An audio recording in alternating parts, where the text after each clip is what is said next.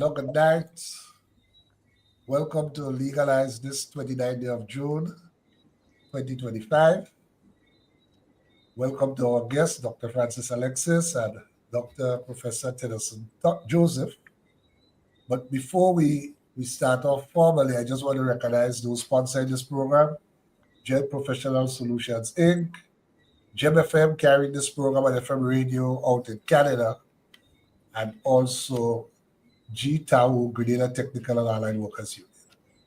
Attention all workers, your health and safety at work are critical. At Grenada Technical and Allied Workers Union, we are dedicated to ensuring you have a safe and secure work environment. If you encounter unsafe conditions or are involved in an accident, take immediate actions. Report it to the company, your shop steward, and make sure it reaches your union. Your health and safety is a priority, and a strong union means a strong voice for your rights. Don't wait. Address concerns right away and protect your well-being. For a safer workplace and a better quality of life, stand with the Grenada Technical and Allied Workers Union. Together, we can create a safer, healthier work environment for everyone.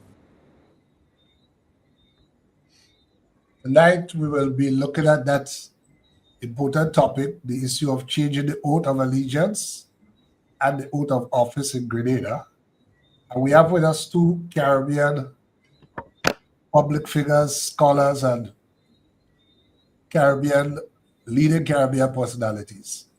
Dr. Francis Alexis, QC, is a renowned Caribbean constitutional lawyer. He was admitted to practice before the High Court of Justice in Grenada on December 10th, 1980, having earned his LLM, 1976, LLB 73, and BA 71 from the University of the West Indies, UWI, Cape, Barbados.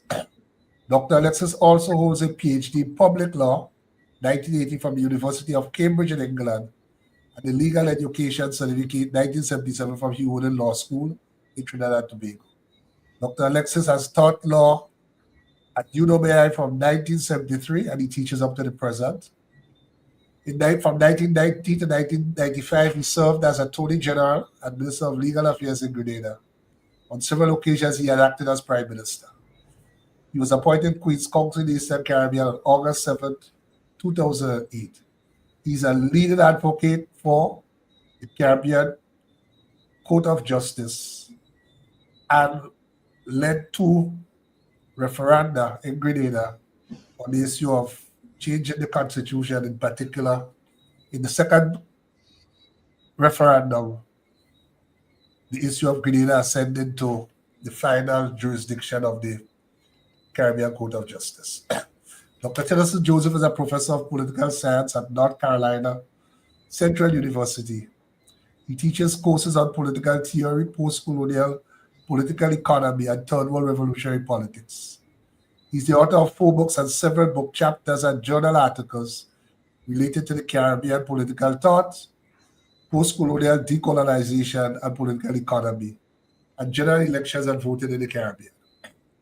Prior to his association with North Carolina Central University, Dr. Joseph served as a senior lecturer in political science at Caville, University of the West Indies, Caville in Barbados, where he worked for over 17 years. He has conducted research and delivered lectures and papers in Africa, the UK, and the Caribbean. Dr. Joseph's research focus has revolved around questions of post-colonial political economy and the continuation of the decolonization process, both in theoretical and practical dimensions.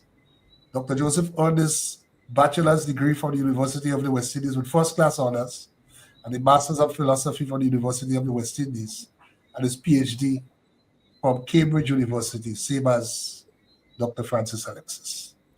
Dr. Joseph is an educator at heart, having taught also at the secondary school in St. Lucia.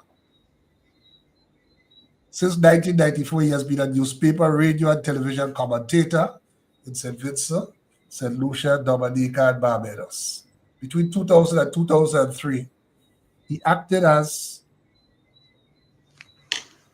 was administrative assistant to Dr. Kenny Anthony, the Prime Minister of St. Lucia, who was an opposition senator in the Parliament of St. Lucia for a brief period in 2007. Good night, gentlemen. Good night. Good night to you, Ewart, and to Aisha.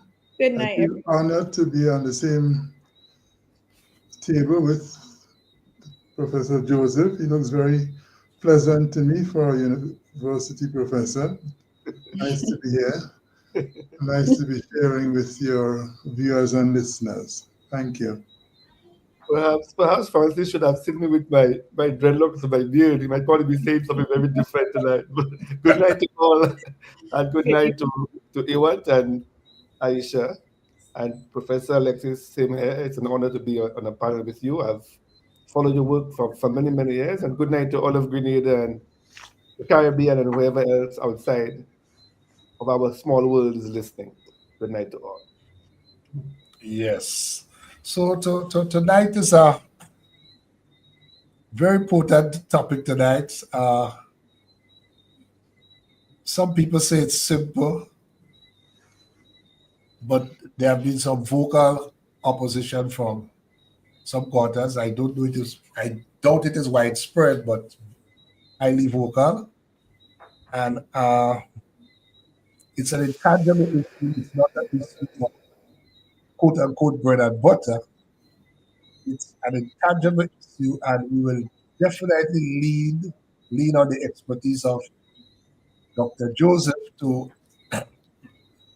situate the importance of an apparent simple measure as changing the oath of allegiance. Significantly, 52 years of we are into 52 years of independence. Of course, this year will make it 187 years since the abolition of slavery, 192 years since the proclamation.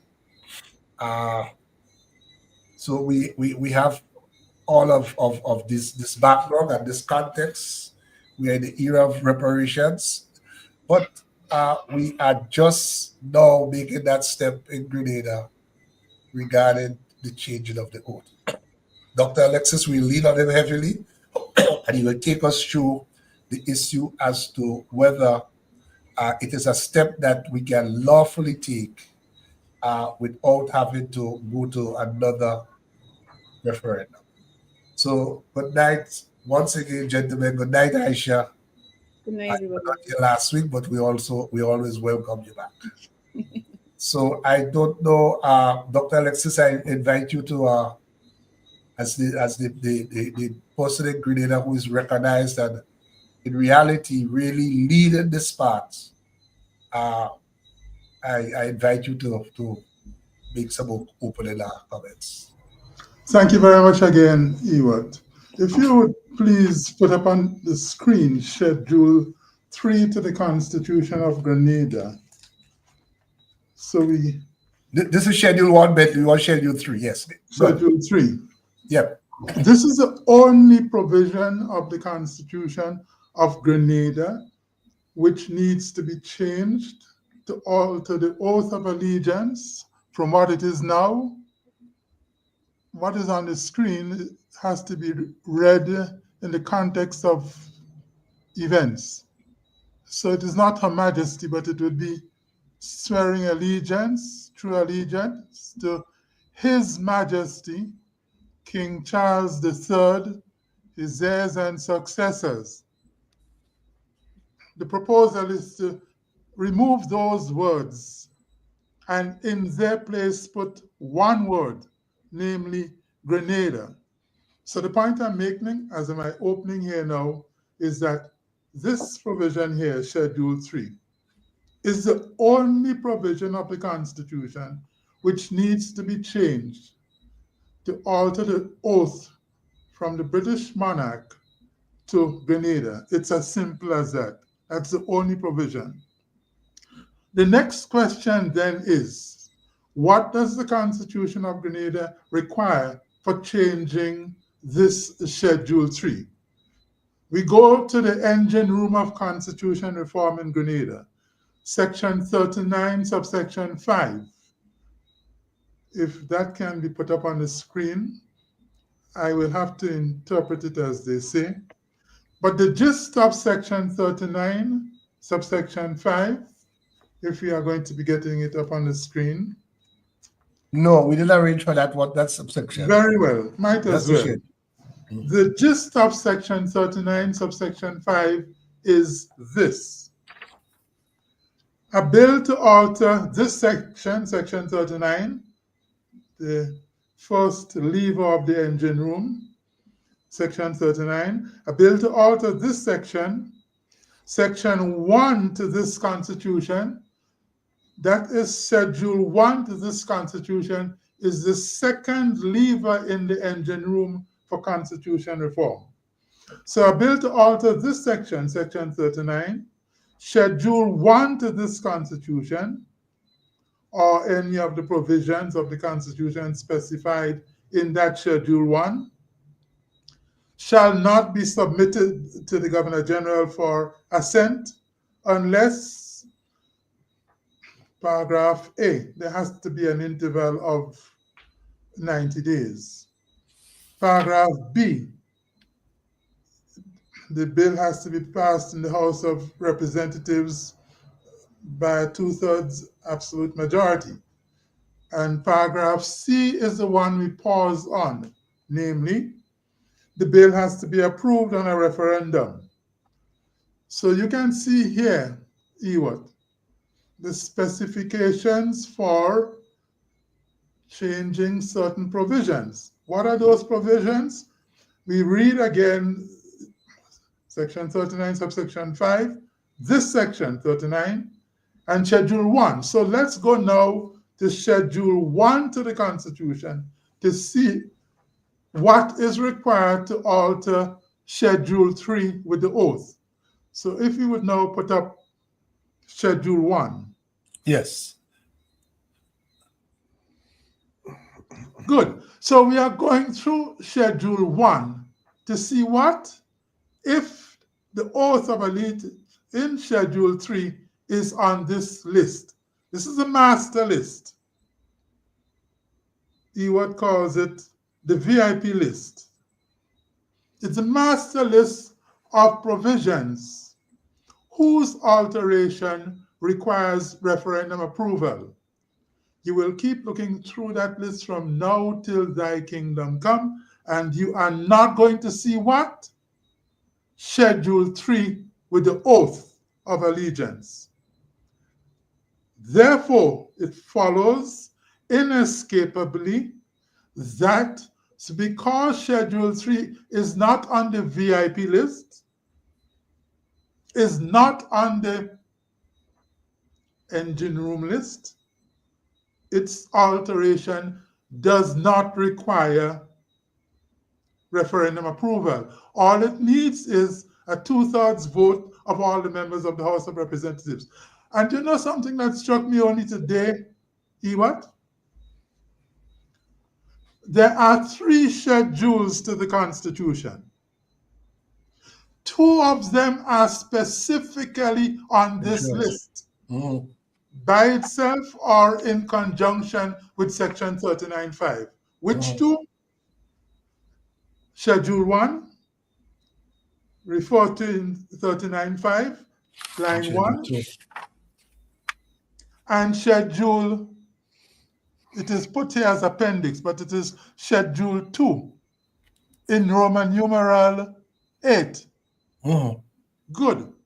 So the only of the 3 schedules to the Constitution which is not given that VIP treatment in section 39, read together with schedule 1, is schedule 3. That cannot be a coincidence. It is deliberate. Schedule 1 is in there for referendum approval. Schedule 2 is in there for referendum approval. The only one that is not there is Schedule 3 with the oath of allegiance. That's not coincidence. You go to all the Caribbean independence constitutions, from Jamaica in August 1962, Trinidad and Tobago, August 1962, down to Belize, 1980 or so, the three, none of them has ever listed the oath of allegiance as requiring referendum approval. In any event, here we are in Grenada, when we go into the engine room for constitution reform, that is to say, Section 39, subsection 5, read together with Schedule 1, what you don't see there, of the three schedules, the only one that is left out is Schedule 3. And that explains what the Privy Council said in 1982. It was a case from Grenada. Remember, during the revolution, the PRG, by law number 84 of 1979, abolished appeals to the Privy Council. When parliamentary government was restored in December 1984, the first act they passed, Act 1 of 1985, said specifically that all the laws and rules in force up till the passage of that Act 1 of 1985 continued to be in effect, including PRG Law 84 of 1979, which abolished appeals to the Privy Council. Now, look then at Schedule 1, at Roman numeral 6. You see there? Part 8, the judiciary, except Section 104. Now, that Section 104 was the provision allowing for appeals to the Privy Council. And the PRG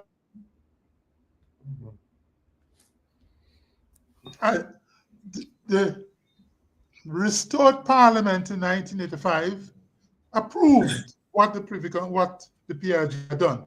What did the Privy Council say about that? In this case, a case called Mitchell and the DPP, 1985, 32 West India Report, page 241. At page 244, looking at the PRG law, and Act 1 of 1985 said, and I'm reading from what their lordship said, by virtue of Section 39(5) and the express exclusion of Section 104 from Part 1 of Schedule 1 to the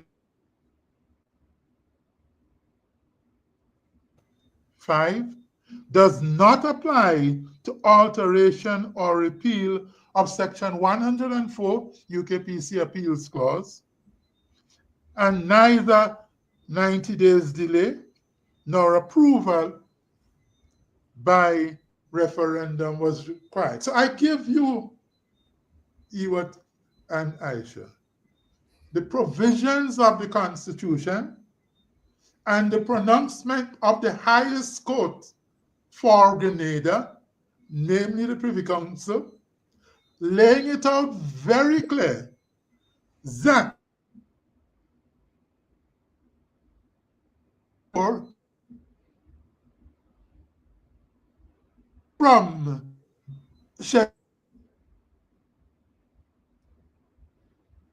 referendum approval was needed, and what the PRG had done and the newly restored Parliament had done in saying no more appeals to the Privy Council unless and until, of course, the Constitution was restored.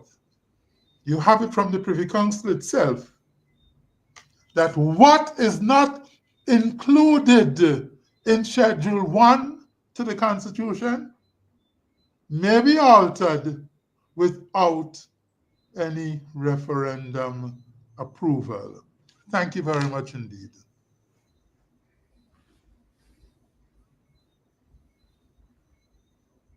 That's my opening.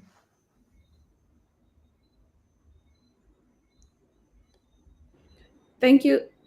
Thank you so much, Dr. Francis Alexis, for your opening. And we just invite Professor Dr. Joseph for his opening remarks, please. Okay, thank you. And thank you so much. And thank you so much, Dr. Alexis, for this legal tour de force. I think you've addressed the legal question as to whether or not a referendum is required. I'm not a lawyer, and I'm going to put that up front, but I think the case that you have presented is very logical and clear. You cited the provisions, and you've made it very clear as to what were the grounds that would have required a referendum, and then you have shown that, according to what you have read for us or shown us, that it does not in this particular case. Changing the oath of allegiance does not.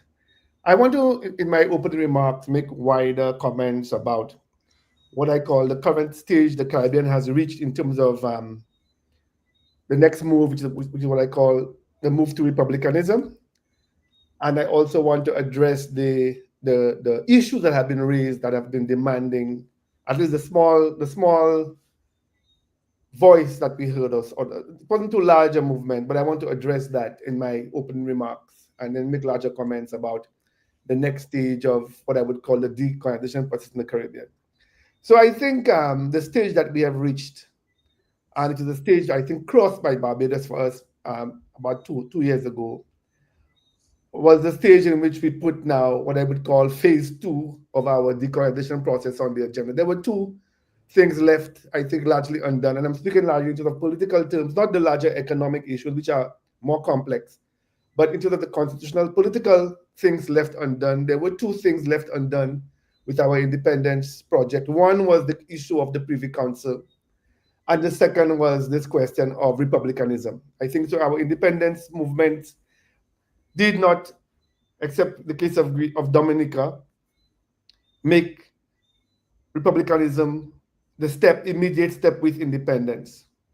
And we did not address the issue of our final court. So since the 1990s, I think with a more mature Caribbean, a more mature CARICOM, the first matter was addressed in the form of the Caribbean Court of Justice. And of course, one or two countries are still lagging in this business, but at least the Caribbean crossed that threshold. Of course, congratulations to Grenada, which we often forget. Grenada crossed that threshold a long time ago in its revolution. So Grenada, one of the things that Grenada did, which most people tend to forget. So in all of the debates about self-confidence and sovereignty, it's often forgotten that Grenada took the step of having its own Caribbean its own court of appeal, which was, I think, a very clear sense of our readiness. But that is one issue resolved. The second issue is this issue of the head of state and republicanism. And I think there have been, of course, Trinidad addressed the question in the 1970s. Guyana did, and in its 1980s period, and of course, Dominica at independence did it. But by and large, the rest of the Caribbean had not addressed that question until Barbados had done it. When Barbados did it, it was done in a broader context of a general movement towards there was the issue of reparations on our agenda. There was a different Caribbean had emerged, a different generation had come into office that was willing to address those questions. There was a broad anti-monarchical feeling in the Caribbean. You saw it with the last visits of the royal family to several Caribbean countries, Bahamas included, in which there were clear statements from the Rastafari movement and the larger society that the time had come almost for this obscene acquiescence to the British monarchy as our head of state. So that is what is on the agenda now. And of course, Barbados crossed it, as I said. And when Barbados had crossed it, in fact, you saw some very interesting discussions in Jamaica, which felt that they had always been at the forefront of this let's call it this national Caribbean sentiment with their reggae music and so forth. And Barbados, of all places, the little Britain, had crossed it.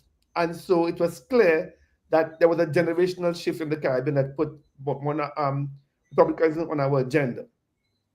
And that is the context in which we are discussing this oath of allegiance question in Grenada. So what Grenada is doing right now is part and parcel of a broad Caribbean movement that is looking to complete its formal decolonization process. And I'm speaking, and I use the word formal as distinct from substantive, having to do with the economy and so forth. We're not going to go into the political economy. We're dealing just with the politics, and it's a very important step. What I want to say about the Grenada episode, and I think Dr. Alexis has addressed that question, clearly. The only issue I want to say about it, in terms of by way of critic, is that I think the stage has reached where we have had this habit of doing piecemeal changes. That this politics of gradualism. And because of that politics of gradualism, we always leave the road open for reactionary elements to come in. What I'm really trying to say is that we did see it in Barbados too. Barbados did its republicanism in a kind of what they call a two-step process. So Barbados did the gradualism in the sense that what they did was the minimum that was required to replace the British-based head of state with a local president. And that was a huge debate in Barbados, and I lived in Barbados at the time, in what some of the colleagues at the University of the West Indies called it a republicanism without soul. And there was a large debate about whether or not a larger, more cultural and constitutional and a deeper sense of republicanism infecting all of our institutions and so forth was required. And at that time, I stood on the side of those who said, well, let Barbados do the minimum thing. And the reason why many of us stood on that side was because we just felt that it was 50-something years after formal independence in Barbados. 50 years after formal independence. Finally, we decided to take that next step, which is to replace the British monarchy with a local head of state. And there were still debates about whether we should be doing it or not, similar to what you have in Grenada now. And in those kind of contexts, you don't mind the quick fix, because you say the time has come. Let us just do the quick fix. And what Professor Alexis was describing this evening, was a kind of simple quick fix. That's why the language of simple and easy matter was used very often. So you can change the oath of allegiance, but I really want to urge the Grenadian leadership and the Grenadian people to think of it beyond just changing the oath of allegiance. So think of it largely in terms of, okay, it's a first step, but look at broader questions and go the full route of the Barbados example, the Barbados case of looking to move to a full republic. And of course, the third stage, which is to look at all of your institutions, your political systems of government, which is the broader question of constitutional reform, which I think Grenada has gone through before. And I want to now make my small point about the demands for referendum, which came from particular circles in Grenada. It surprised me, and at the same time did not surprise me, that we were hearing this kind of noise, which I think has been clearly debunked. And I think the rationale for it, as we heard this evening, was very clear. But yet, I can guarantee you we will hear the noise for the simple reason that there is a kind of latent resistance to this final shift towards removing the last vestiges of colonialism. Why I say I was surprised? Because I'm sure many of my colleagues would agree that in Barbados, there was no voice. There was no, Barbados is the place where you would be expecting to hear a group of, especially local Barbadians of, let's call them, of European origin, who would have been at the forefront, and they historically had always been at the forefront of opposing anything to do with touching the British monarchy, removing or replacing the British monarchy as the head of state. But I can tell you, I live in Barbados during this period, and there was absolute silence from that group. In other words, there was a kind of unified agreement that Barbados should be taking that step. The noises came from the opposition at the time, and as I said to you, they were not noises opposing republicanism. They were the usual parties and noises which were claiming that, they call it, as I said, a kind of, there was not enough consultation. These kind of debates were the ones that we were hearing. But to say that we heard a kind of pro-colonial, pro-monarchy voice in Barbados, we did not hear that. But I did hear strains of that in the current debate and discussion we're having in Grenada, which kind of surprised me. But it was masked and cloaked in this constitutional demand for a referendum. And I want to conclude my opening remarks because a small point about the referenda. I think referenda in the Caribbean has become an excuse for partisan obstructionism. And I'm sure my colleagues in Grenada and Dr. Alexis, who has been at the forefront of formal constitutional changes, via the route of referendum would understand exactly what I'm talking about. I can be corrected if I'm wrong, but I don't know of any case in the Caribbean where there has been a referendum on a political matter that has got on a serious or even minor shift to constitutional change that has gotten the approval from the public. And what has always happened is that the debates have always been hijacked for bipartisan elements. And it can be easily understood why, especially in contexts where you have political parties that have not won elections. I saw it clearly in St. Vincent. For example, when Ralph and his party had put through this long discussion and debate about constitutional reform. And in fact, in the beginning, the opposition and the government came together to agree on the matter. And then, unsurprisingly, somewhere down the road, the opposition decided to just turn it into a partisan question. And of course, in the end, what happens is people vote. And it is easy to do that because in many cases, all you need is there are some special majorities and so forth, which are often hard to get. And then, of course, you get the no matter how lofty, how logical, how rational, how required is the change, the people allow the referenda are always hijacked for partisan purposes, including and especially when we have opposition that have not been electorally successful. It's almost as if they get a second wind to vote no, to just give the government a bloody nose. And so when I heard that demand for referendum coming in this particular case, on a matter as simple as changing the oath of allegiance, I was thinking to myself, here we go again. Another attempt to just muddy the question, put some mud on it, and to make a simple matter complex, and to leave us again with another embarrassment of, on a logical question, a country is voting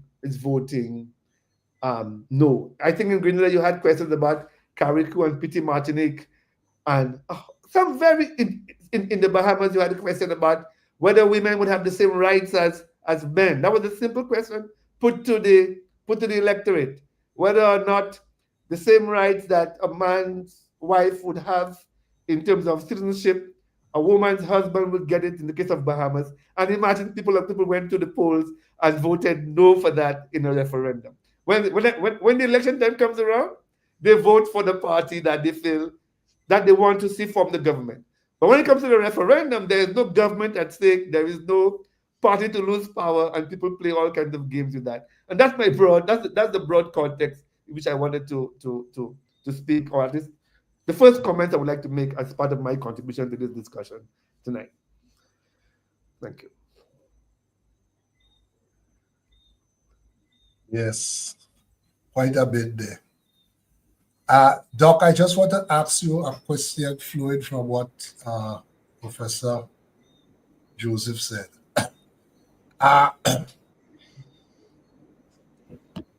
Can we have a change in the oaths, but at the same time retain the Governor General, the representative of the Queen as head of state? And if there are examples of that in the Caribbean. Thank you. First, let me put two footnotes to what Professor Joseph said. One, in Guyana in 1980, there was a referendum and it did succeed. It did succeed. Secondly, here in Grenada, there's a group calling ourselves Citizens for Constitution Reform.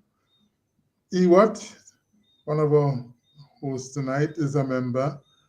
King's Counsel Ruggles Ferguson is a member. Lady Ananda Chapman Joseph is a member. Professor Wendy Grenade is a member. Jerry Edwin, a lawyer, is a member. And I am a member too. It is this group, Citizens for Constitution Reform, which is shepherding this call for changing of the oath. When we met with the parliamentary opposition, the New National Party, last year, I have to tell you, Professor Joseph, that the then leader of the opposition, the Right Honorable Dr. Keith Mitchell, readily signed on to the dotted line, saying This is a change which is long overdue, and the NNP is not going to play politics with it. Since then, there has been a change of leadership, both of the party and the opposition leadership. And the CCR is meeting that group tomorrow, parliamentary opposition, to present to them again our case this time for the two bills. We split the bill. So I'm happy to tell you that up to now, anyhow, the parliamentary opposition in the country, the NNP, has taken the high stand and said publicly by signing on to the dotted line, we approve, and they signed on to a letter, a document prepared by the CCR, presented to the Prime Minister and to the leader of the opposition. And as I said, the then leader of the opposition wasted no time in signing it. He said the NNP opposition will sign on to this change and will not play politics with it and will not do them back what had been done to them in the past. I noticed that when the outgoing president of the CCJ was making a public statement a few weeks ago calling for constitution reform to make the CCJ the final court, he specifically referred to Dr. Mitchell and said that Dr. Mitchell is consistent in his calls for constitution reform, whether in government or out of government. So I just wanted to make that footnote there. Now to answer your question, Ewart. Where Professor Joseph is from, he can tell you they have made a change in St. Lucia, changing the oath, and they still have a Governor General there. There is no inconsistency between changing the oath and still having the Governor General. They've done the same thing in Jamaica. They've changed the oath, and they still have a Governor General there. They did the same thing in St. Vincent Grenadines. They changed the oath from St. Vincent from, at the time, Her Majesty Queen Elizabeth II, her heirs and successors, to St. Vincent and the Grenadines. They changed the oath, but they still have the Governor General there. I think also in Belize that is true, but definitely in Jamaica, St. Lucia, St. Vincent Grenadines, they've changed the oath, and there cannot be any inconsistency because even if you still have the British monarch as your head of state, he is the head of state of what? The entity called Grenada. So if you change the oath from the British monarch to Grenada, all you are doing is underlining, buttressing, strengthening the reality that what we are talking about, whether directly Grenada or through His Majesty the King, it's Grenada all the way. So neither in, well, I was going to say in political science, but Professor Joseph will have to come in on that, and certainly not in constitutional law. There is no inconsistency between taking the oath to the land of your birth, Grenada, St. Vincent, Grenadines, St. Lucia, Jamaica, on the one hand, and still having the Governor General there representing the British monarch. No inconsistency, whether in logic, in constitutional reasoning, and I defer to Professor Joseph, in political science. Can I just say quickly, one of the things that struck me was the reference when I read the little document, the little dissenting document. It said somewhere that the Grenada is an abstract concept.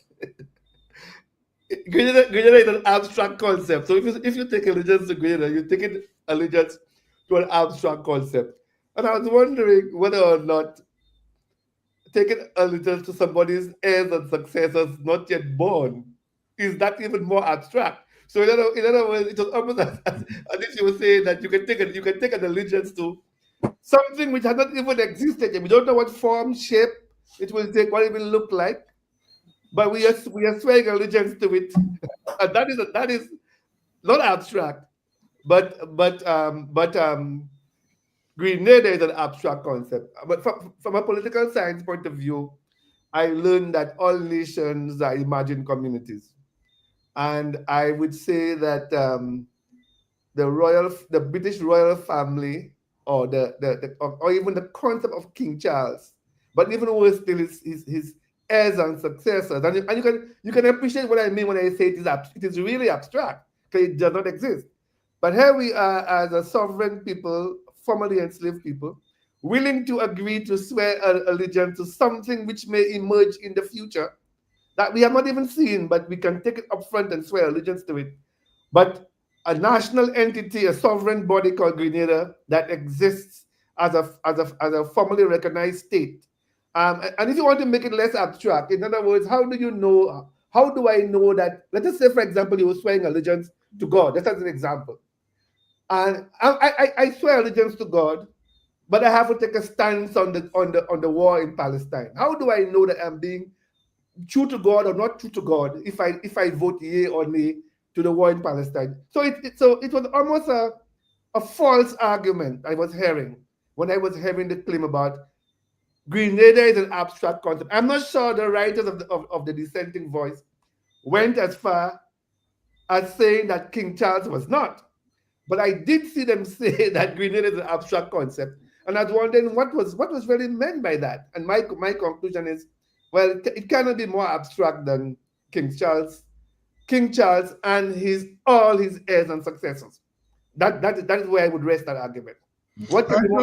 May I come in here, Aisha, please? Grenada is an abstract concept. Every single clause in the Constitution,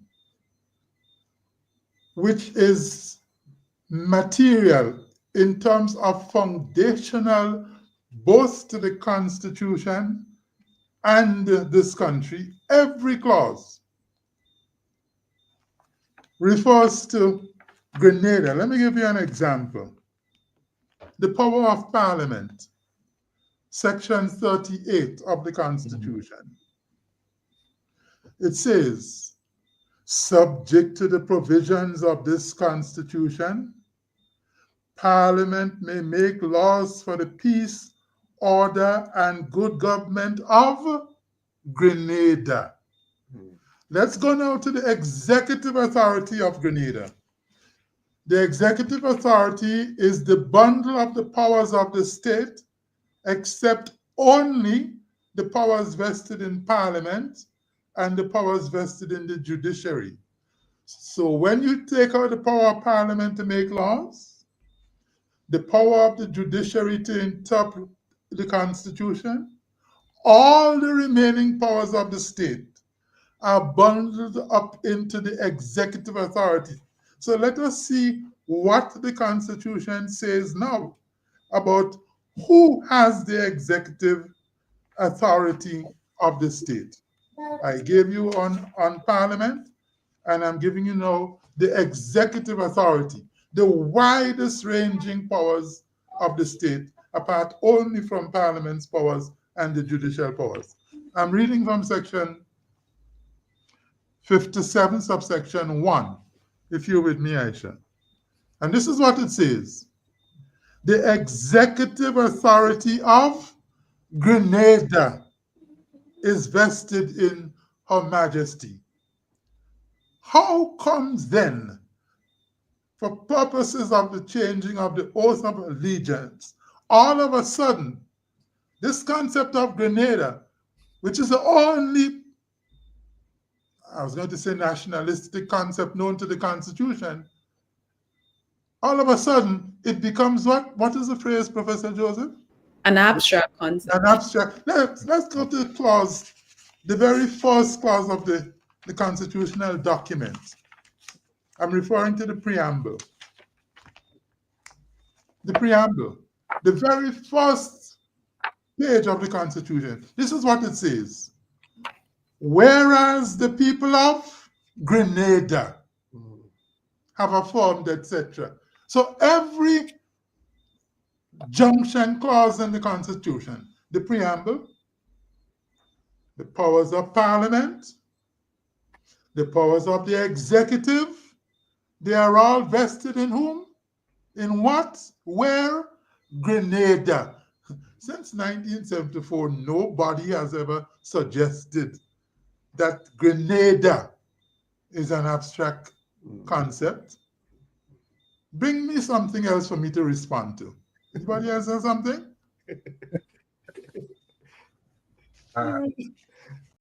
But Aisha, you want to come in?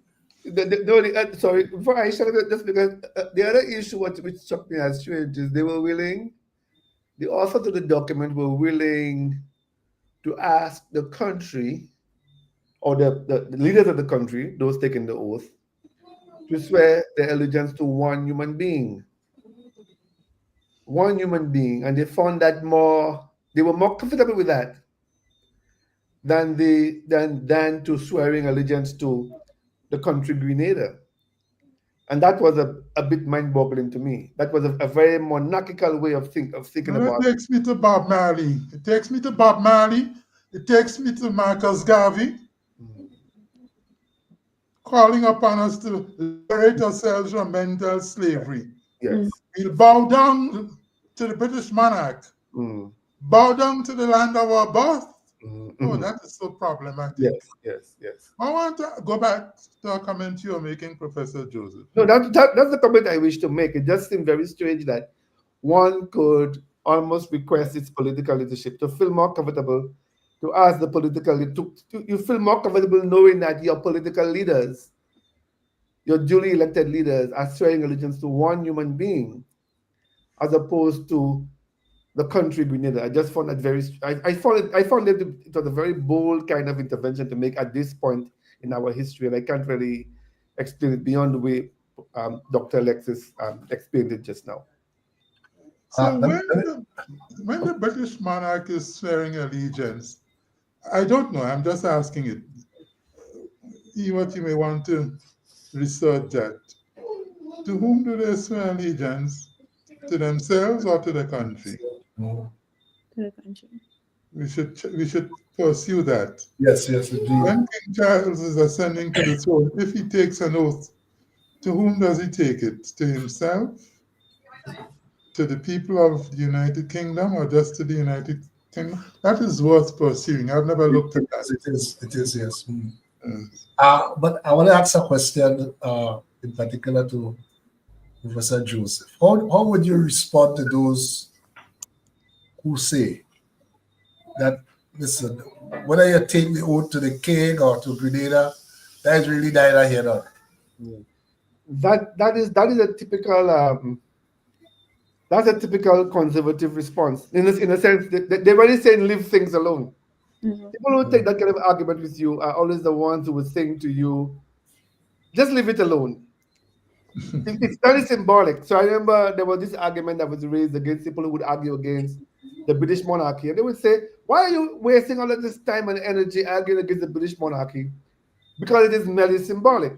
The counter argument is, well, if it is merely symbolic, then change it as well.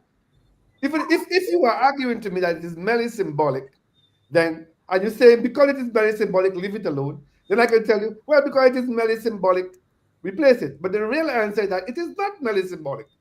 Yes. It's not merely symbolic. That who you have as your head of state, who you swear allegiance to, is not merely symbolic. As I said to you, if you say to me, I'm swearing allegiance to a king, it means that whatever he says that you should be doing is what you are doing. And the people of Grenada voted you into office. But you are now saying, I'm swearing, so the election is null and void. The popular voice have become nullified from the time you swear the oath. So you voted for me, I campaigned for 3 months, and then you voted me into office. And when I'm swearing in to take on the role of governing the country, I am letting you know that your role has ended, well, I've negated your role, and I'm now swearing allegiance to one individual.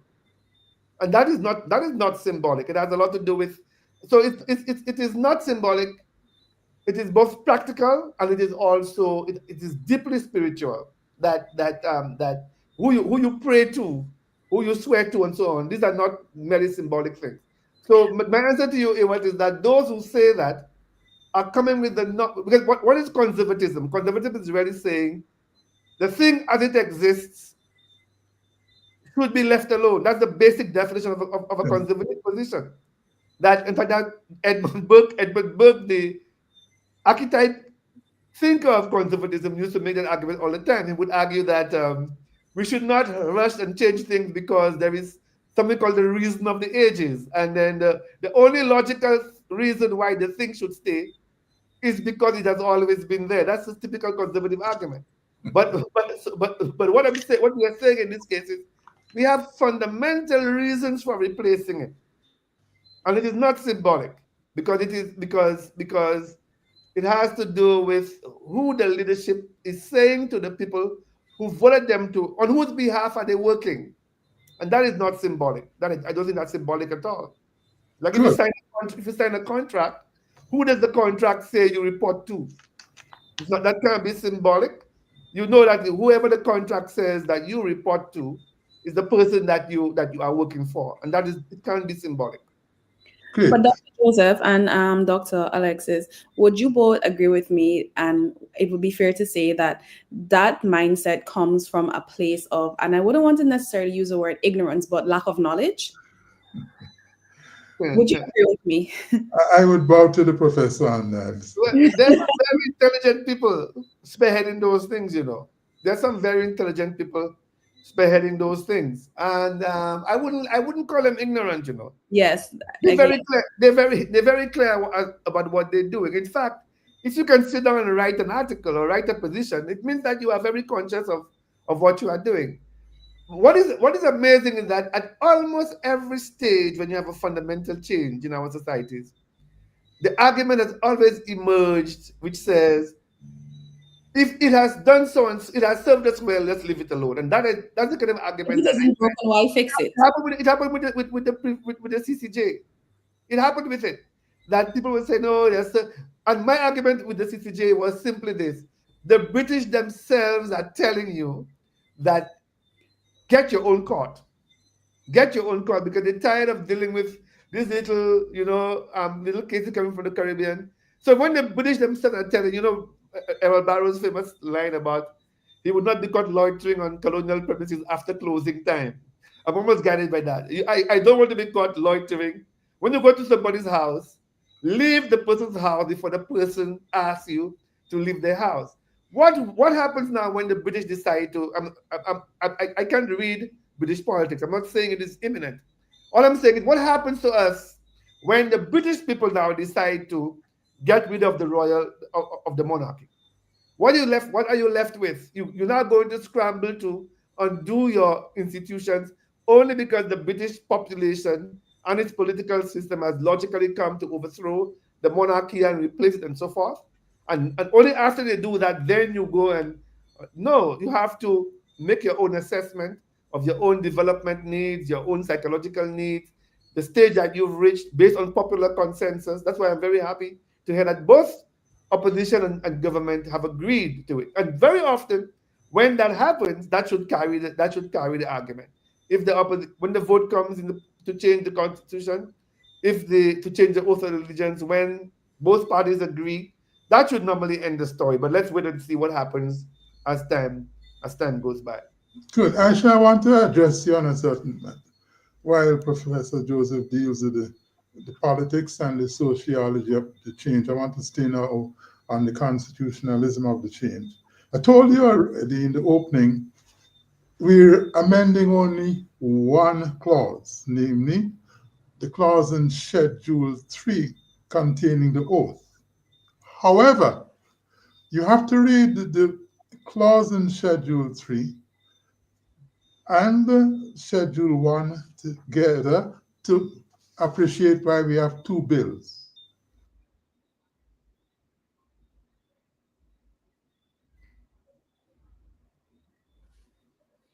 I think we lost some connection with Dr. Alexis. Absolutely clear. But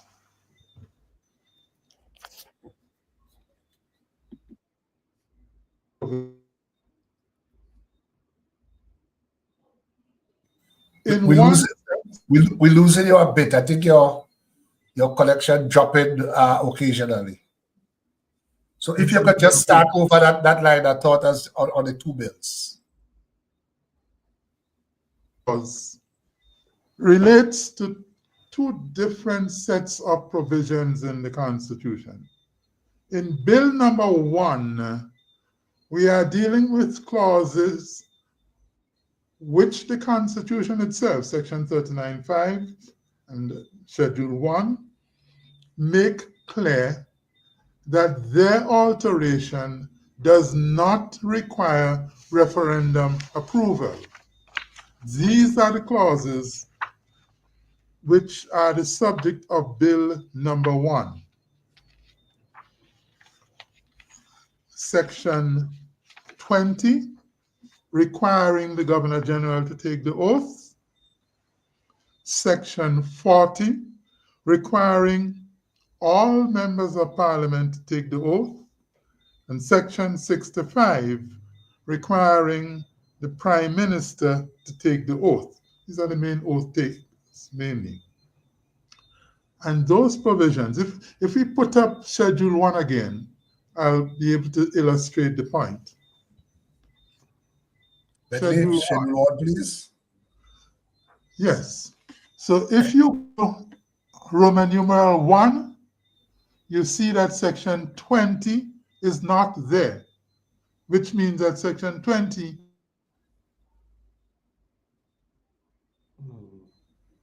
altered.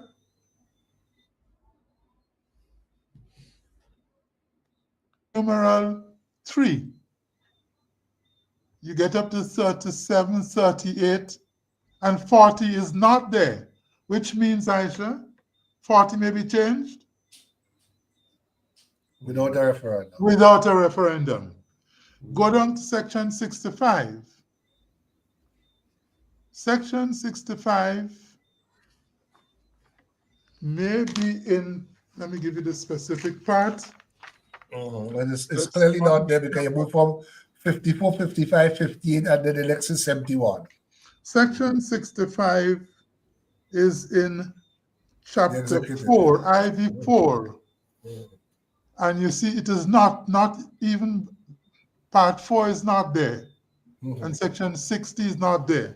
So these three provisions, 20, requiring the Governor General to take the oath, 40, requiring all members of Parliament to take the oath, and 65, requiring every minister now to take the oath.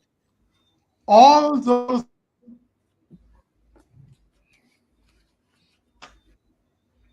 executive authority and the parliamentary authority of the state, those provisions are not on Schedule 1, and therefore they may be altered unarguably without referendum approval.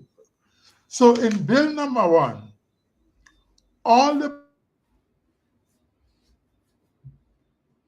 are specifically excluded from the referendum list. The oath itself, Schedule 3. Section 20, Roman numeral 2, is not there. Section 40, Roman numeral 3, is not there. Section 60 is not there. So in this Bill number 1, we are treating like alike. These are the provisions which, beyond all shadow of any doubt, may be altered without referendum approval. We go now to Bill number 2.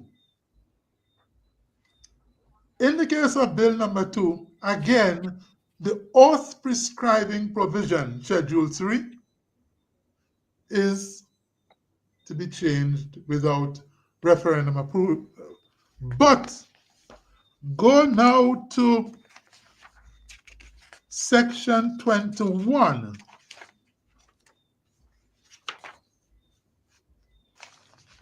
Relating to the acting Governor General.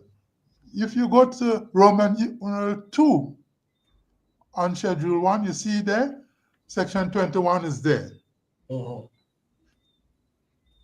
So what is the clause in subsection 2 of Section 21 doing there? I'll come back to that. Go now to section 35. You see Roman numeral 3? You see there 35?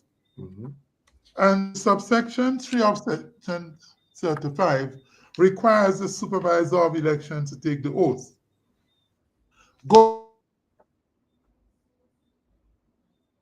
see it referred to not by name, but section 83 is in part 6. And you see part 6 in Roman numeral 5, V5. So those 3 clauses in Bill number 2 are indeed in sections which are included in Schedule 1, and so that the overall section cannot be changed with referendum approval, without referendum approval. But our argument is this. The clause requiring the taking of the oath is not germane to those 3 clauses, those 3 sections, 21.2 and 35, 83. What 35 and 83 are concerned about is the independence and the integrity of those institutions. Changing the oath is not changing those. And secondly, changing the oath does not interfere with the independence and integrity of supervisor of elections, PSC members. The point is made more graphic in relation to section 21, subsection 2, because, you see, Aisha, how can it be that the Constitution itself does not entrench at referendum level the matter of the Governor General in section 20? You could see there in Roman numeral 2, but entrenches at referendum level the acting Governor General? Let me repeat that. The section requiring the Governor General to take the oath, section 20, is not entrenched at referendum level. You change it without going to referendum.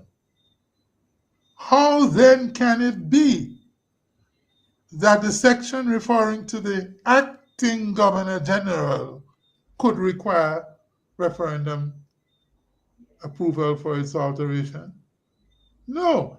The framers are saying in 21,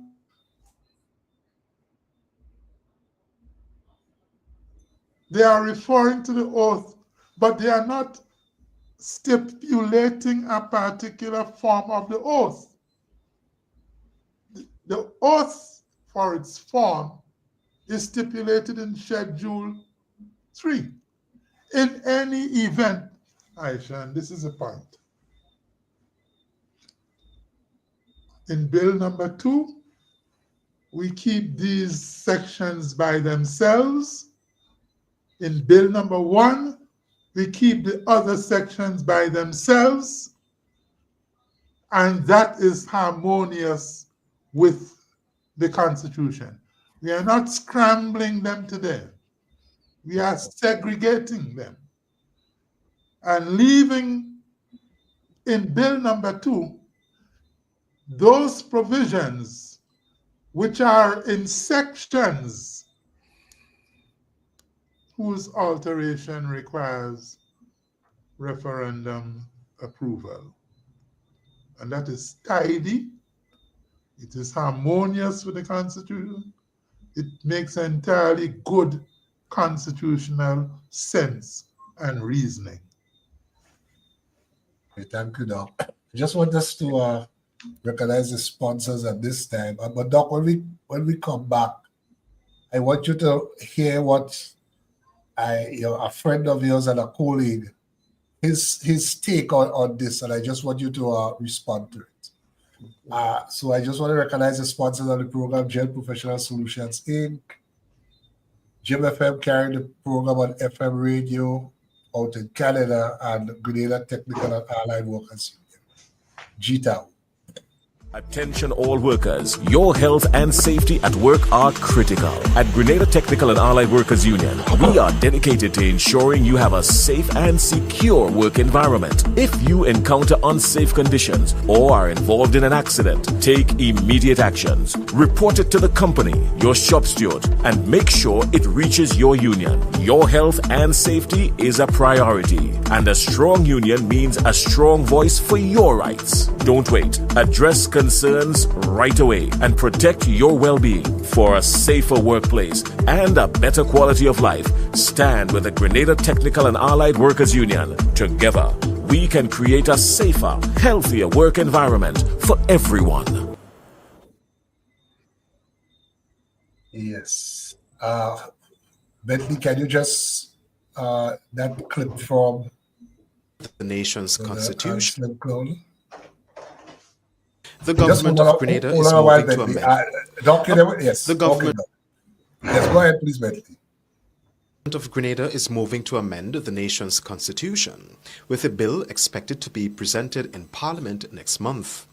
Among the proposed changes is a revision to the Oath of Allegiance. The announcement was made during the tabling of a draft bill, the Constitution Oath of Allegiance Amendment No. 1 Act 2025, during the July sitting of the House of Representatives. Criminal defense attorney Aisha Mclean weighed in on this development in an interview with MTV News. The national anthem speaks in some countries of the will of the people and the allegiance to the country, and nothing's wrong with that. But to affect a change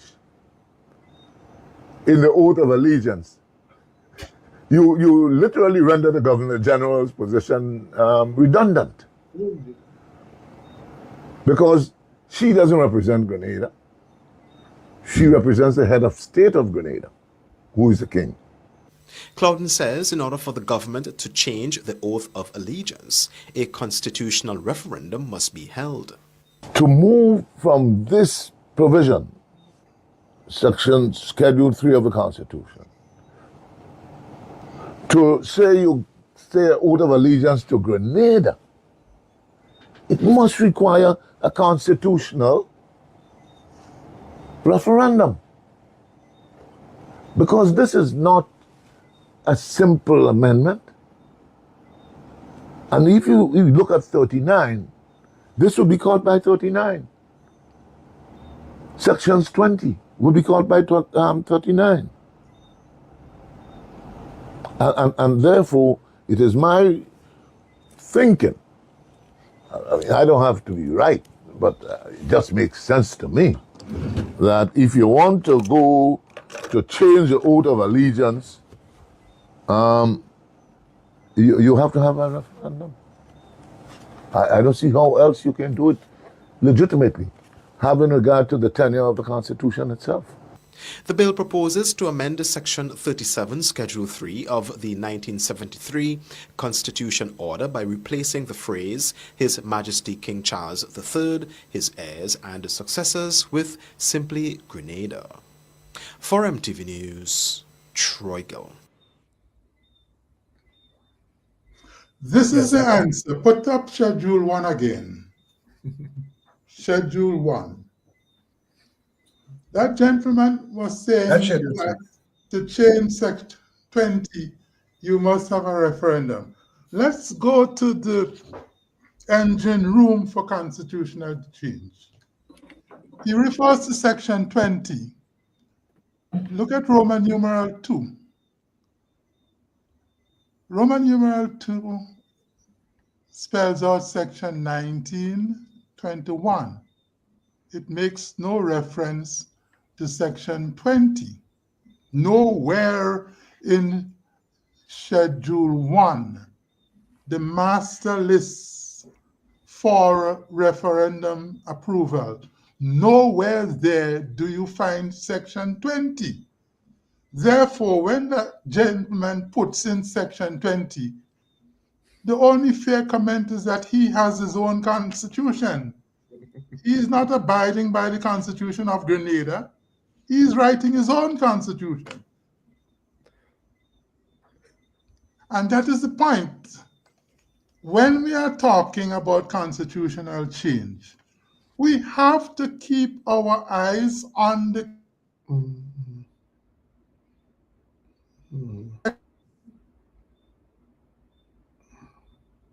alteration. You have to go to the master list, which is in Schedule 1. And when you go to that master list, you do not see anywhere there any reference to section 20.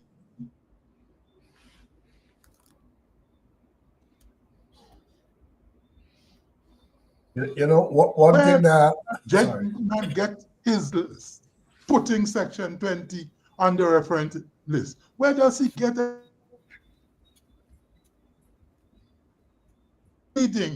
He's reading his own constitution. But we have to be faithful not to the constitution of that gentleman, but to the constitution of Grenada. Refer also to section 40, members of parliament. Nowhere on the master list do you see any reference to section 40. But you see, the gentleman is just talking in the air. He talks about section 39. But it doesn't refer to section 39, subsection 5. And it is subsection 5 which tells you, in conjunction with Schedule 1, which provisions of the Constitution require referendum approval for the alteration. He specified section 20. Section 20 is nowhere on the list on the Constitution of Grenada. So he could only be reading his own constitution. So too with section 40. It is nowhere on the master list.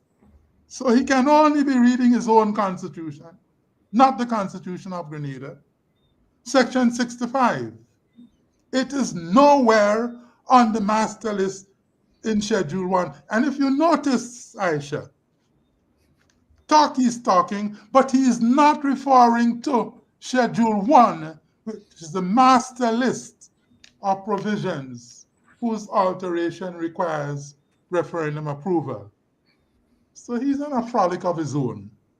Tonight, we are on the business of looking at what the Constitution says. In the master list in Schedule 1, read together with section 39, subsection 5. None of it he refers to. He's just talking. I think you use a word just now, Aisha. I'm not going to use it, but might be appropriate here. Okay, so I just want to say we invite any comments in the chat. There is a chat here. But you know, Doc, something that just struck me, and what I found valuable, if I may say so, in what he said, was his reference to the anthem. And you just think about the first words in the anthem. Hail Grenada, land of ours, we pledge ourselves to thee. So when you think about the anthem, what is so radical or so dramatic about changes these words in the oath to even bring it in line with that?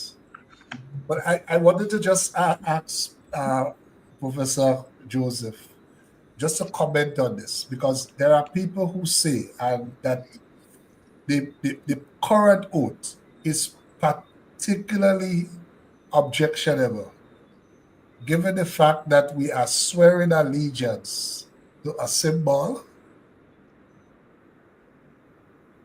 that represents the system that enslaved our ancestors. Yeah. I don't know if you could just comment on that. Yeah, well, that is a broad question running through a lot of what we do in the present. And I think at this present historical juncture, where we are now engaging in this current demand, which we call reparations, these are the kind of issues that require some level of self-examination. In fact, one of the compelling arguments that we need to confront as we do reparations is the question of self-repair. Because the question is going to emerge eventually that you are now going outside to demand reparations from persons who have historically done us harm, but you are also independent states with a certain measure of autonomy in vast areas. And in those areas that don't require anybody else's intervention, you have to show the capacity to self-repair. So I think we have to do both. So even things like the naming of our streets and our public buildings and so forth, which can be done very easily. These are things that we now require of ourselves even more now that we are making demands for reparations and changing the oath of allegiance, even moving towards wider Republican status. These are critical things that need to be that should be happening now. And they are happening now, which is a generation that is now addressing those questions, which is why we're having this discussion now. So the question you raised, is very, very important in that we are now, as a generation of people who are alive, looking at all of the myriad ways in which we have legacies of colonialism, and we are examining them. And some of them are very, very easy to handle. In fact, what we heard from Dr. Alexis just now says it is very, very easy to do in terms of the constitutional steps that are required to do it. But there are huge psychological barriers. In fact, when I heard the comments that you aired, the clip that you played, I was wondering whether or not, Dr. Francis, we should be having a constitutional debate or another kind of debate, a psychological debate, a sociological debate, because I think I haven't heard the response to your conditional points. Your points are very, very, very, very clear. So I can't imagine somebody arguing against the constitutional point, but they're arguing against something. There's something else that a different kind of debate we ought to be having, and that ties into Ewart's question, whether or not the issue. I know we are lawyers, or some of you are lawyers, and the thing with lawyers is that lawyers tend to argue as lawyers only, and I must admit I always find it kind of frustrating sometimes when lawyers argue as lawyers. Sometimes you need to argue beyond the Constitution, because I think the constitutional case has been made very clearly in terms of the way you've responded to the counterclaims on this program tonight. I didn't hear any element of doubt or unclarity. Sometimes you would say, well, let us take a look at this particular clause here. It might be raising some issues. I haven't heard any of that. So the conditional debate, the conditional question has been answered. But my issue is whether or not the real question is the constitutional one, and whether there are not other issues underlying. But in response to that, I am very, very gratified that history is moving. So those kind of noises are almost like, I don't want to say anything obscene on your program, but there's something blowing in the wind. I don't think that they have enough force to overturn anything, to revert anything. My general concern in the Caribbean when we're having these kind of debates are the capacity for political obstruction, partisan obstruction. That's really where the barriers have come. Very often when we're dealing with those kind of matters, once there is broad consensus, we can move. But whenever there's a partisan conflict, the partisan questions then take hold of the situation. And I don't think I'm seeing this in Grenada now. And similarly, I was saying I did not see it in Barbados either, which is why it went the way it did unproblematically. But there have been other historical questions right here in Grenada, in St. Vincent, in Bahamas, and in Antigua, when you've had constitutional questions and the partisan thing has emerged. So I am not very worried about the counter voices that we're hearing, but I do think that It's really not really the real answer to the debate is not a constitutional answer, but we have to go into other realms that maybe address those kinds of those other questions. That's why people, Dr. Alexis, that's why people will invent their own constitutions, because it's not really the constitution they're debating at all. They debating something else. Certainly, that gentleman invented his own If they constitution. were debating the constitution, they would have no need to invent their own. So it really tells us we're not having a constitutional debate at all. He's putting section 20 on the list. 20 list, it is just simply not there. So what is he talking about? Which reminds me, Ewart, earlier on, Professor Joseph was talking about the genesis of discussions and debates for constitutional change. When the 50th anniversary of independence of Grenada came up last year, a journalist, Paul Roberts, was grilling me for about 2 hours, saying, how come we are in the 50th year of our independence anniversary? You have so many lawyers in Grenada, and you all can't come up with one single idea for constitutional change? Now that troubled me. I went home that night and went through the Constitution with a fine-tooth comb.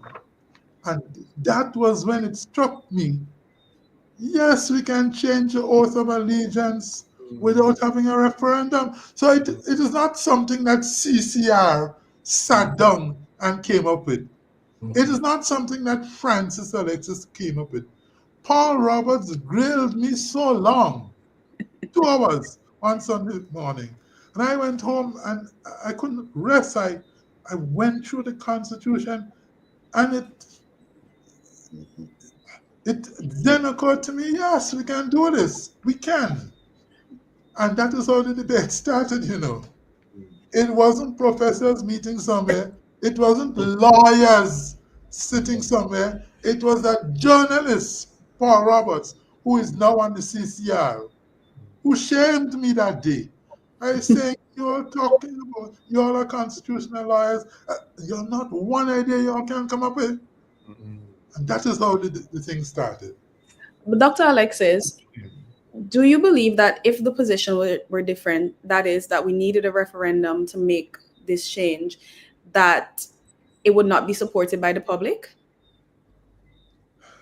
Thank God I don't have This is just all in theory. This is all in theory. Thank God I don't have to answer that question. Thank God it's theory. I have been there twice before. I didn't lead the second referendum. Ewart did say I did. I didn't lead the second one. It was Sir Lawrence Joseph who led it. Okay, yes. Alone.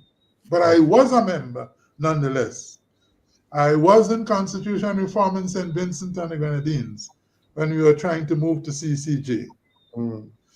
And during these referendum exercises, I can share with you, Aisha, you as a technocrat may have your concept of what should be done. At the end of the day, however, the political directorate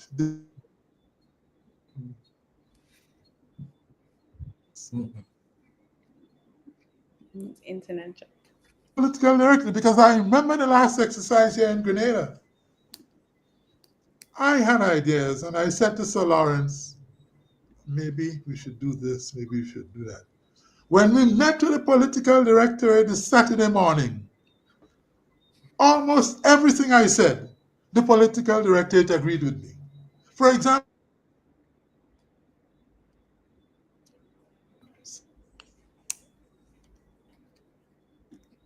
on national television. So Lawrence was telling me, we don't have the funds. You know what the Prime Minister said when I said so? He said, if we have to have the funds, we must have the funds. Let's get the funds.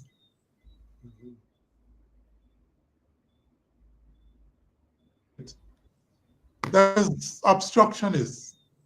Because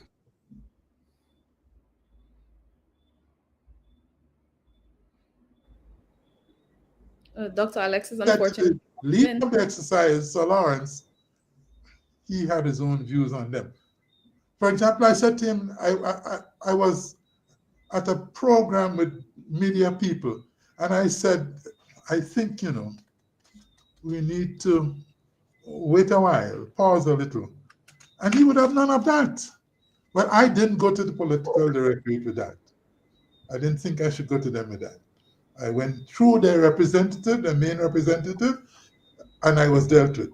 So I don't want to give the impression that it is always the political directorate which is refusing to see reason. No, that's not my theme at all. But Yes, I must tell exactly. you again, Aisha, thank God you don't have to deal with that kind of machination exercise here. Can I just say something in response to Aisha's question? I will go out on a limb and say to you, Aisha, that from what we have observed of referendum in the Caribbean, I would be very, very, very worried. No matter how lofty the issue is. And the reason is two things. There are two reasons for that. One of them is, remember, a referendum is not an election. A referendum is a vote on an issue. So normally, and I don't want to be accused of being elitist by saying that. Democracy implies an educated public. And that's at the very basic, it requires a literate public and a listening public. And the vote, the annual 5-year vote we have, or the 5-yearly vote we have, doesn't always require that. But a referendum requires that, because you are debating a technical issue. You are debating an issue of some of a substantive nature. Okay, and I'm not sure our electorates are sufficiently imbued with the tools to address a referendum as a distinct matter of a substantive nature. In fact, they treat it like a vote, like an election.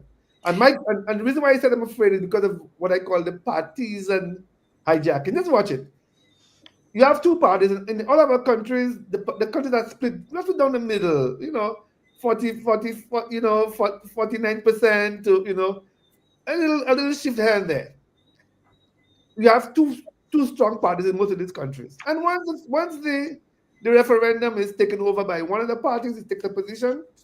That's the end of that, and nobody will be discussing on the campaign or the discussions. You may have a few academics in a room somewhere, or a few seminars in a place somewhere people are discussing the issues. But once it becomes a popular vote, a popular election, it would resemble very much an election. And I've always argued it's even worse when the party that is in opposition has had a frustrating experience of extended political defeat. Because you know what happens there? Now we have a chance to give them a bloody nose. And then they would go. I remember laughing a lot when I saw, I'm sorry if I mentioned his name in the program. I look at the YouTube video of Adam Eustace dancing the night they defeated Ralph in the referendum. I have never seen him look so happy about the politics. And I was saying to myself, are you going to celebrate the referendum and lose the election? And so said, so done. Because when the election came around now, voters put something on. Because if I'm running a referendum, we can lose, because the government is not falling. So somebody who is in your party might decide, let me just give this fellow a lesson.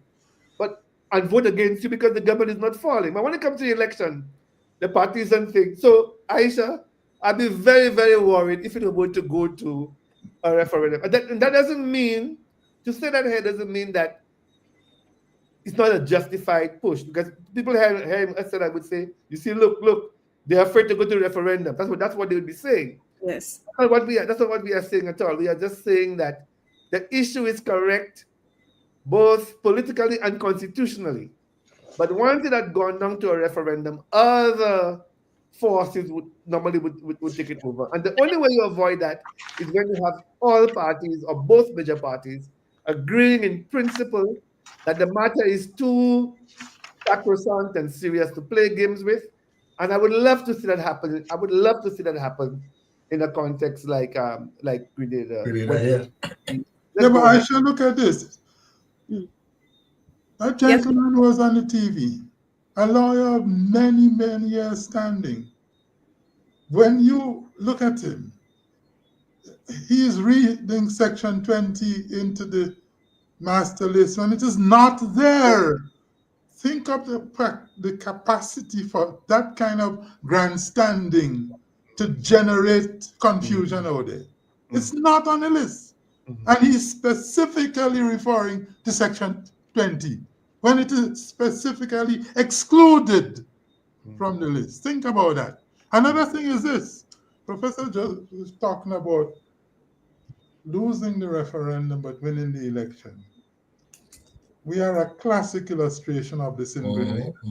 The first referendum, we lost it. The next election, the same government that was in power won all the seats in the election. They lost the referendum, but won the election, hands down. I want to make another point here. Let's be very generous to somebody who may say, yes, because we met the independent senators on Friday. That was a very thought-provoking exercise. They were generating a lot of eye-openers, very productive. And one of the questions they raised was, can it not be that taking the same Section 20, although it itself is not on the list, can it not indirectly, implied, infectiously be brought onto the list because of its relationship to a provision which is on the list? Let's see what the Privy Council says about that. It was a Trinidadian case, Attorney General and MacLeod, 1984, 32 West India Report 450 at page 455. That same argument was being advanced to the Privy Council. The Privy Council rejected it out of hand, and this was the reasoning. Lord Diplock speaking. He said that entrenchment by infection, implication, is, his words, not mine, a notion which can lead to, in his own words, irrational consequences. In other words, where does it end? What is the point of having a master list if other provisions could be dragged on to the master list? So what, you're rewriting the Constitution? And so he rejected it out of hand because he said, where does it end? You're going to make a pillow out of the whole Constitution. This is a callaloo soup you're producing here. He said, we reject it because it can lead to, in his words, Aisha, irrational consequences. Yes, the Privy Council did apply it in a Jamaican case. Jamaica Council for Human Rights and Marshall Burnett in 2005. The same doctrine of entrenchment by infection. But the reason they did that was because, in their view, those three Jamaican acts, which were going to remove the Privy Council and substitute the CCJ, in the view that the Privy Council took, these three acts were interfering with the very belly of the Constitution in terms of the judicial. Interfere with that, you have to come straight. How can you compare that with altering the oath of allegiance? Yes. If we can just... Visions are not treated that way. And they rejected it again also. You remember first. The idea that appeals to the Privy Council Section 104 excluded from the master list, but you could drag it back in still. Privy Council said, no, can't do it that way. So no matter how you look at it, Aisha, you cannot get Section 20, which Judge was referring to, onto the master list. It is not there expressly, and the Privy Council's general position is that you can't get it in by implication or infection, because that is, in their word, an irrational consequence. Not my words. If we can just take a few comments from the chat. Marcel Melba says, time for us Grenadians to emancipate ourselves from mental slavery. Karen Layne says, it is worthy to know that even the British MPs, even some British MPs had issue in swearing allegiance to the king. Some did it under protest. Brian Grimes is saying, I think the shift to pledge allegiance to our country as opposed to an individual is a noble one, which I endorse. My non-technical question to the panel, have we as a nation sufficiently strengthened? Have we as a nation sufficiently strengthened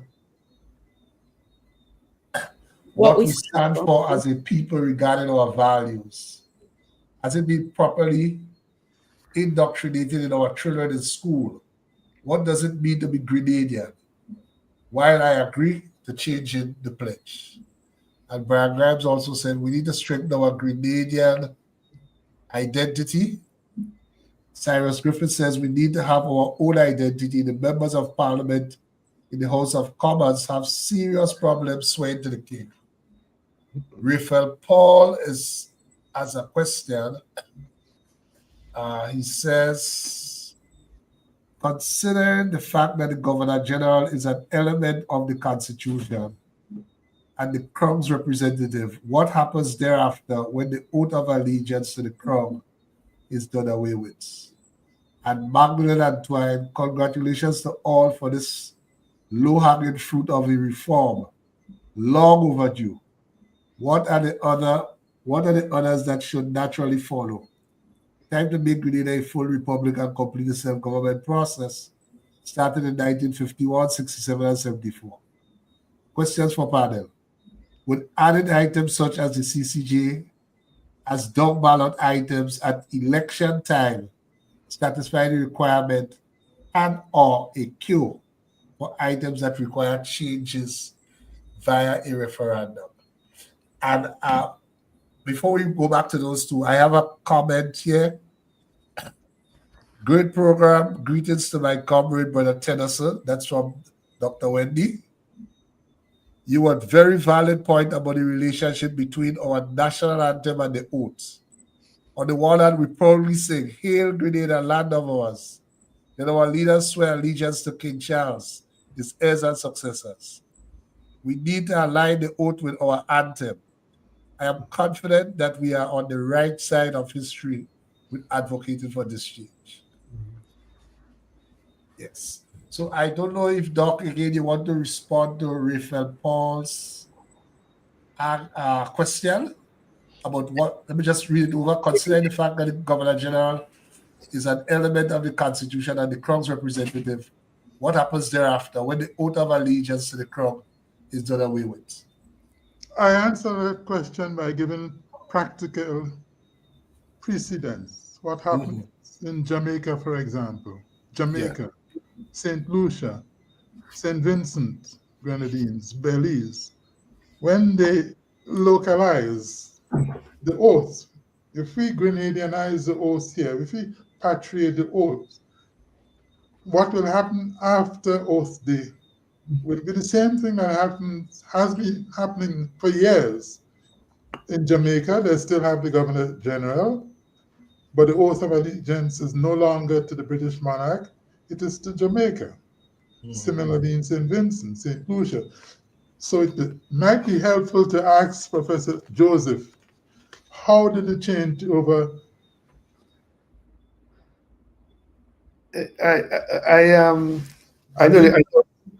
I know your voice is breaking.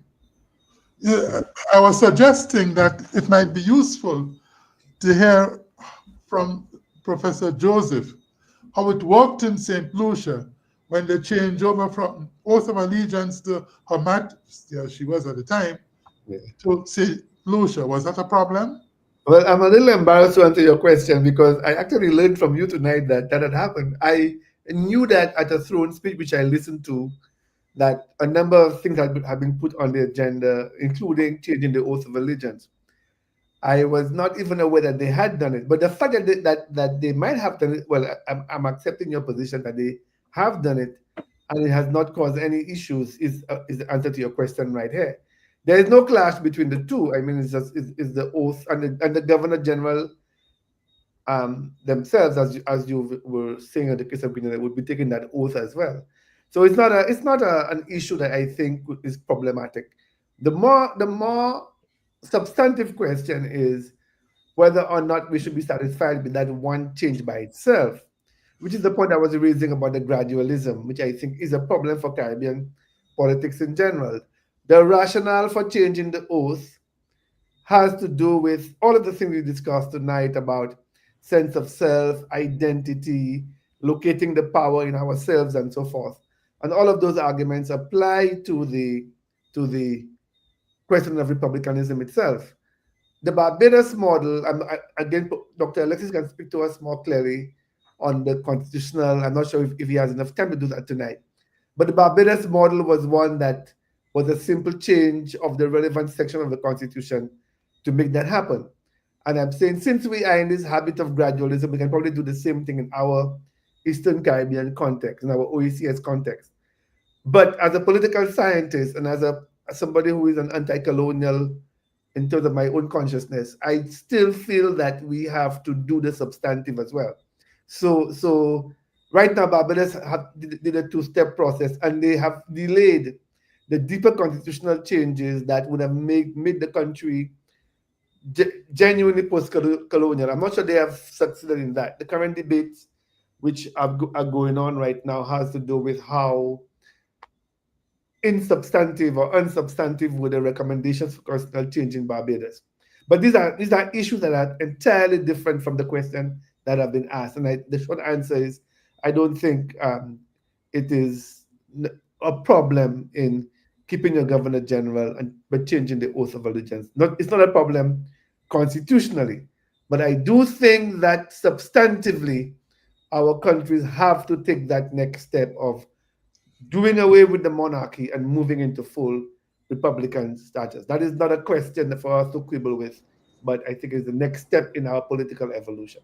And we don't have to pursue this gradualism, which is a built-in conservatism in ourselves, which is the colonial overhang that all of us are fighting with. We tend to take this.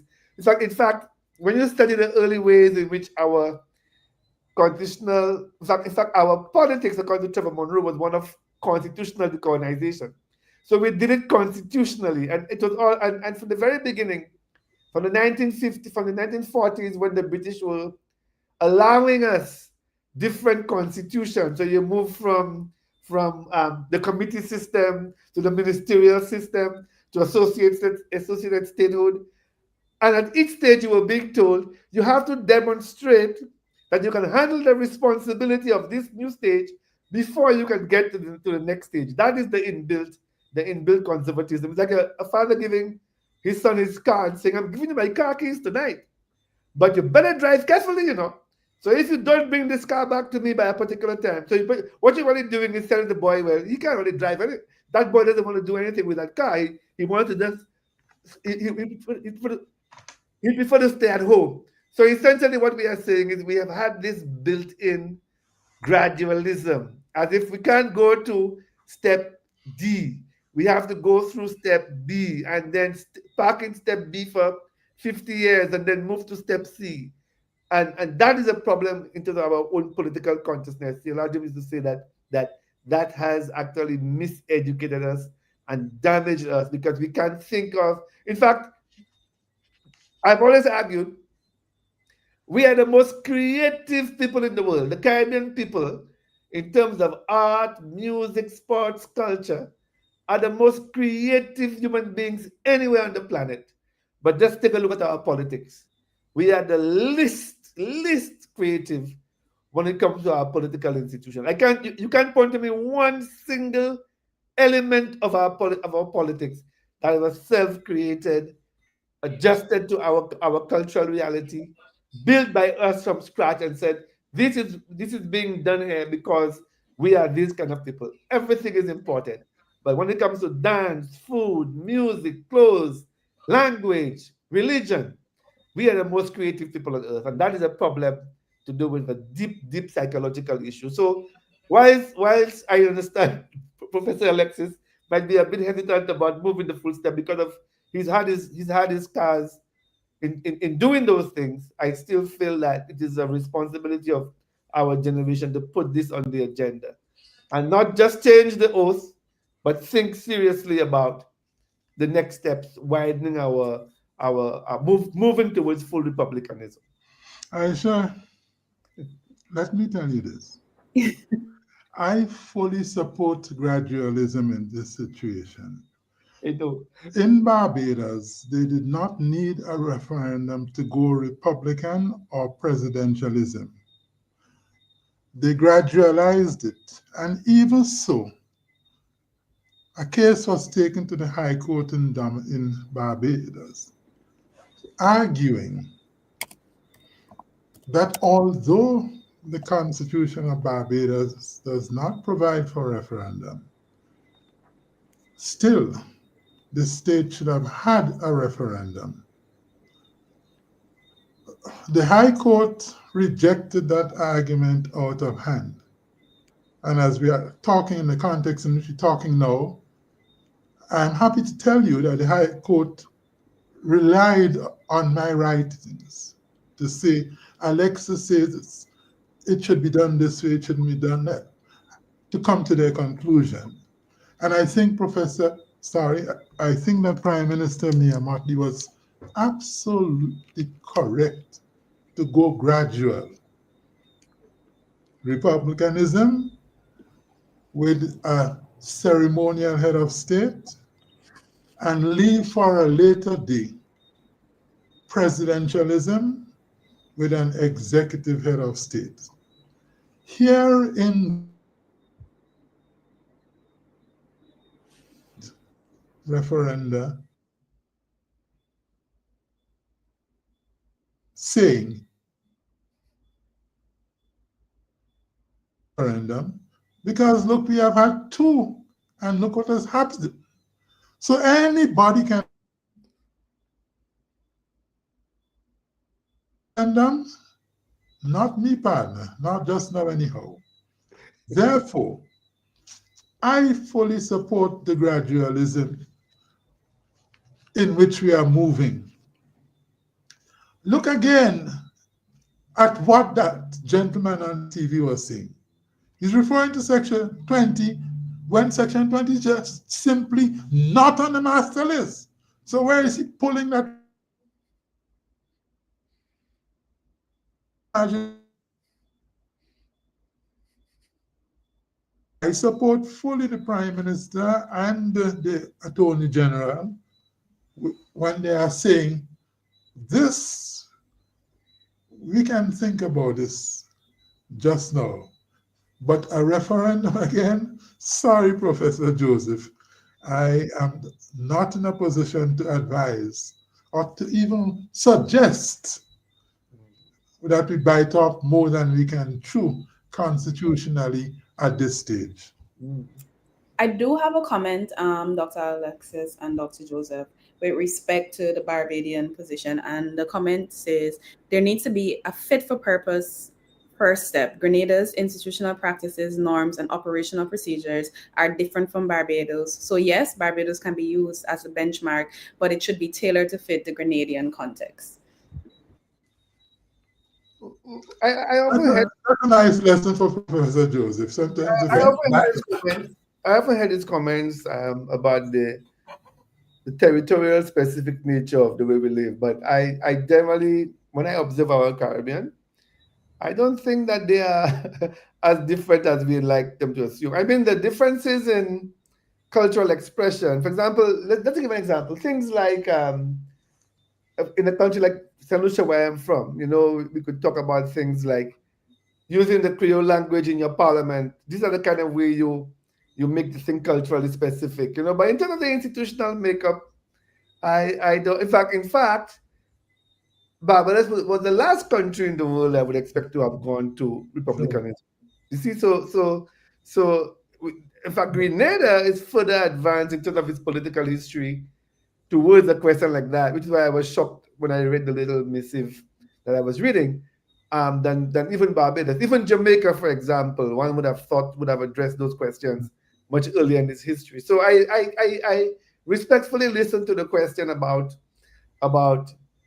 the specifics of Grenada vis-a-vis that of Barbados, but these are minor differences, like our accents, but they do not change our substantive, both our structural history and our substantive political personalities and our cultural personalities across the Caribbean.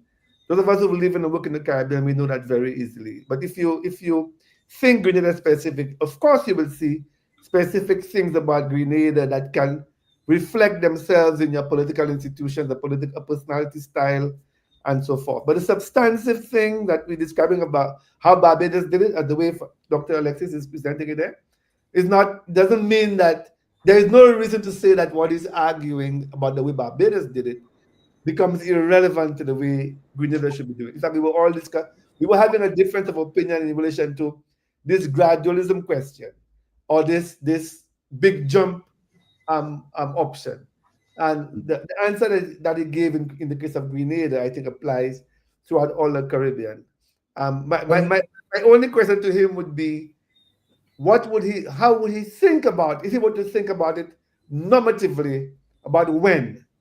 So let us just say, so when I meet the gradualists and they say, we're doing this step today, my next question to them is always, okay, let's say I agree with you, you can do this step today. Can you give me a sense of when you think, or what are the prevailing conditions that would make the next step necessary or possible, not necessary, possible? Cross that bridge when you get to it. Yeah. So, If I may make a comment here, our professor. The fundamental difference is with our constitution. We require referendum, and we require 2/3 majority in a referendum, one. And secondly, in the last 10 years, we had 2 experiences of going to referendum and failing. Yeah. So that's a fundamental difference. Yeah. What we are doing, and I support this approach, is that this is really doing what is possible. Yeah, I agree. You may aspire to something much higher, but practical steps in terms of we do know what is possible, and what is possible at this time now is to change the oath, and there are many other things that you mentioned that don't require at all any amendment of the Constitution, but which I know over the last few years, starting even with the former government, they started to do like change the names of certain things, streets and so on, and that process is unfolding. But because what I'm gathering from all that we have been seeing here tonight, and just to use some of your language, Professor, decolonialization is a journey. Yes. Mm-hmm. Yeah, it is a journey, and we do different things along the way. And what faces us right now in Grenada in terms of this journey is the issue of changing the oath. Yeah. Maybe next generation, most likely, because of the experiences of our generation and next generation, they have to deal with the issue of republic and so on, and they will carry the scars that we carry. But our history. I hear you, Ewart, but one of the things in terms of discussing the difference between Barbados and us in the OECS is that question of the OECS. One of the responses that I heard coming out, I remember from the former Prime Minister of St. Lucia, Kenny Anthony, after we had witnessed the Grenada and Antigua decisions following closely after St. Vincent, and it had specifically to do with the CCJ. One of the things he said was, he himself was afraid to go take St. Lucia there to look at the referendum. I think he solved that problem by getting a legal decision as to whether it was necessary or not. But the wider point he was making was, why don't we look at those questions at an OECS-wide level? So, you see the same issue you raised there about the big jump. So if we know, okay, Barbados did the monarchical, the republicanism thing, and those of us in the OECS have not done it yet. Let us, in taking that next step, we have an OECS that is fairly united in many, many ways. Why don't we decide to agree on this particular case? We're doing it as a block of countries, and then it might change the dynamic slightly in terms of opposition forces and so forth.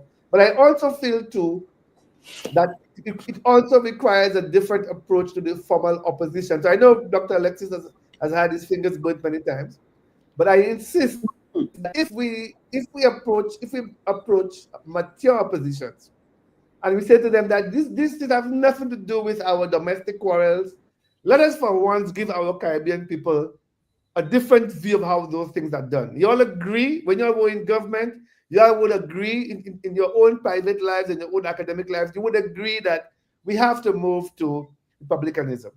Now that you are in opposition, we're in government and we're doing it. Let us do it all together. We have not done it that way yet. And I think if we do that, we can jump a psychological hurdle, a political, cultural hurdle to show a difference in how it is done. But it's easier said than done, I admit, because when it comes to crunch time, it's like somebody leaving you at the altar. They agree to the wedding, and then you agree to everything, and it's under your control. You're standing at the altar, and the person doesn't appear. There's nothing you can do about it. Okay, but I do think that it requires a lot more political communication, a lot more, meeting each other, even addressing each other's public. So on a referendum, we all meet on one platform, and I have not seen it happen, but I'm not dreaming. I know it can happen. I'm not dreaming. In terms of I know it can happen. I would say in terms of the generational point, I don't think it is insignificant that even this, what we call a small but significant psychological step, is being taken more than 50 years after independence, when the country is being led by somebody who was born after that time. I don't think it's insignificant. No, it's not. So every generation has their tasks, every generation has their role, and maybe that's where we are. So we really coming up to the end now, and I don't know if we can just take closing remarks. But before we do that, I just want once again recognize those who sponsor this program for us in small but very meaningful ways, namely Jail Professional Solutions, GMFM carrying the program in FM radio out in Canada, and also Grenada Technical and Allied Workers in G-Town. Attention all workers, your health and safety at work are critical. At Grenada Technical and Allied Workers Union, we are dedicated to ensuring you have a safe and secure work environment. If you encounter unsafe conditions or are involved in an accident, take immediate actions. Report it to the company, your shop steward, and make sure it reaches your union. Your health and safety is a priority, and a strong union means a strong voice for your rights. Don't wait. Address concerns right away and protect your well-being. For a safer workplace and a better quality of life, stand with the Grenada Technical and Allied Workers Union. Together, we can create a safer, healthier work environment for everyone. Yes, so Professor, we take you first in terms of closing comments. Yeah, just to say thank you to you and the Grenadian people, not just for tonight's conversation, but really for Grenada's historical role in actually being at the cutting edge of political change and transformation in the Caribbean. I think even this kind of discussions we're having here in Grenada is just the tip of the iceberg in terms of the broader contribution that Grenada has made in moving us from one stage of development to the next. And I want to thank you for the chance to speak on your issue tonight, and to also thank personally Dr. Alexis, I mean, I obviously, as a student of Caribbean politics, his work was always very much important to us. When we were doing political science, one of the first things we did was constitutional development of the Caribbean. We had to read Hans Spackman, and of course, we had to read Dr. Alexis's work. And I'm very pleased to say that I can see that as a model for people like myself in terms of how long he's been at it and how much youthful energy he's bringing to it. So across several generations, he's had a role in Grenada's development. And I would also like to say that I wish I had the gift of be blessed with what he has to be able to say, like 20 years from now, 30 years from now, if I could say that, yes, I have still had a voice in our Caribbean and so forth. So thank you very much, Ewart, and to Aisha, and I quite enjoyed the discussion. I'm sure whatever the experience is in Grenada on this question, it will serve as at least a reference point for other Caribbean countries like myself, Lucia, and the wider OECS for when they themselves are taking that step, which I'm saying I think is an inevitable step given the stage of development that we have now reached across the Caribbean. Doc? Thank you, Professor Joseph. The honor was mine to be at the same table with Professor Joseph. As I said at the beginning, he looks very young and pleasant to be a professor. Certainly he's not an absent-minded professor we conceptualize. Thank you, Professor Joseph. About 2 persons asked about education. Education on the Constitution, education on the oath. Education on the oath and on the Constitution is not a one-night stand thing. It's an all-life exercise. This, what we're talking now about changing the oath, I have no doubt, will help greatly in furthering our education about the Constitution, about the concept of ourselves, about liberating ourselves from mental slavery. You want to discuss it. If you want to discuss the concept,